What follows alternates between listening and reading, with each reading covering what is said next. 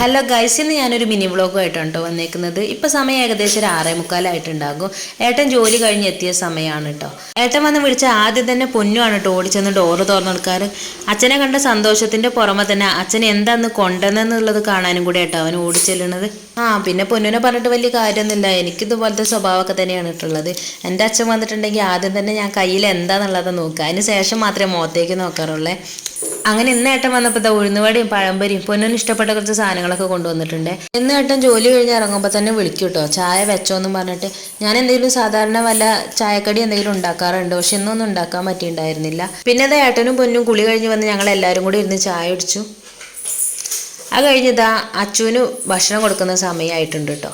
അപ്പോൾ ഞാൻ എന്ത് ചെയ്തു, അവനുള്ള ഭക്ഷണം അങ്ങോട്ട് കൊടുത്തു. അവന് ഉറക്കം വരുന്നുണ്ടായിരുന്നു. അങ്ങനെ അവനുള്ള ഭക്ഷണം കൊടുത്തു കഴിഞ്ഞ് അവനങ്ങനെ കിടന്ന് ഉറങ്ങി. കുറച്ച് നേരം ഒരു കള്ളവർക്ക് ഉറങ്ങുള്ളൂ കേട്ടോ.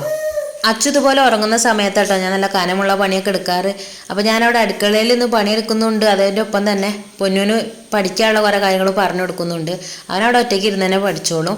പിന്നെ 2 ദിവസം സ്കൂളും ഇല്ലായിരുന്നല്ലോ. പിന്നെ കുറച്ച് കഴിഞ്ഞാൽ ഭക്ഷണം കഴിക്കാമെന്ന് കരുതി. രാവിലെ വെച്ചിട്ടുണ്ടായിരുന്ന സാമ്പാർ, അതുപോലെ തന്നെ ഇന്നലത്തെ മീൻകറിയുടെ കുറച്ചുണ്ടായിരുന്നു. പപ്പടവും ചിക്കൻ പൊരിച്ചതായിരുന്നു ഇട്ടുണ്ടായിരുന്നത്. ഞാൻ വീഡിയോ എടുക്കണ്ടെന്ന് കണ്ടപ്പോൾ പൊന്നു ഇതാ അവൻ്റെ എക്സ്പ്രഷൻസൊക്കെ വാരി വിതറുകയാണ്. ഭക്ഷണം കഴിക്കുന്നത് ഇങ്ങനെയാണ് കഴിക്കേണ്ടതെന്നൊക്കെ പറഞ്ഞിട്ട് ഇതാ ഓരോന്ന് കാണിച്ചു തരുമായിരുന്നു കേട്ടോ. പിന്നെ ഇതാ ഭക്ഷണം കഴിക്കലൊക്കെ കഴിഞ്ഞ് അച്ഛനും മക്കളും കൂടെ ഇതാ കുറച്ചു നേരം കളിക്കുകയാണ്, കിക്കിളിയാക്കി കളിക്കുക കേട്ടോ. പിന്നെ ഒരു 10 മണിയൊക്കെ ആയപ്പോൾ ഞങ്ങൾ കിടത്താൻ തന്നെ ഉള്ളു. ഉറങ്ങണം എന്നുണ്ടെങ്കിൽ എന്തായാലും ഒരു 11:30 ആകും. അപ്പം അതുവരെ രണ്ടാളും ഇങ്ങനെ കളിക്കും.